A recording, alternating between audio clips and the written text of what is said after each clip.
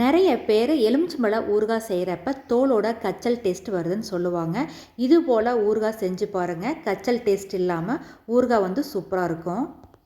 ஒரு 10 எலுமிச்சம்பழத்தை பொடியாக கட் பண்ணிவிட்டு அது கூட ஒரு கைப்பிடியில் உப்பு சேர்த்து நல்லா குலுக்கி விட்டு 10 நாளைக்கு ஊற வச்சுக்கோங்க. கடாயில் 1 ஸ்பூன் கடுகு 1 ஸ்பூன் வெந்தயம் சேர்த்து அடுப்பை சிம்மில் வச்சு கடுகு பொரிஞ்சு வெந்தய கலர் மாறினதும் அதை அப்படியே அடுப்பு ஆஃப் பண்ணி எடுத்து ஆற வச்சு பொடி பண்ணி வச்சு அடுத்ததாக கடாயில் தாராளமாக நல்லெண்ணெய் விட்டு 1 ஸ்பூன் கடுகு சேர்த்துக்குங்க. அடுப்பை சிம்மில் வச்சு காஞ்ச மிளகாய் வரமிளகாத்தூள் அரைச்ச பவுடர் பெருங்காயத்தூள் சேர்த்துட்டு நல்லா கலந்து விட்டுட்டு அடுப்பு ஆஃப் பண்ணிடுங்க. ஊற வச்ச எலுமிச்சம்பழ துண்டுகளை அதோட சேர்த்து நல்லா கலந்து விட்டு நல்லா ஆறினதும் கண்ணாடி பாட்டிலில் எடுத்து போட்டு வச்சுக்கோங்க. இந்த ஊறுகாய் உங்களுக்கு கச்சல் டேஸ்ட்டும் வராது, ரொம்ப நாளைக்கும் கெட்டும் போகாது. இப்போ அடிக்கிற வெயிலுக்கு கம்மஞ்சோரோட களியோட தயிர் சாதத்தோட வச்சு சூப்பராக சாப்பிட்லாம். நீங்களும் ட்ரை பண்ணி பாருங்கள்.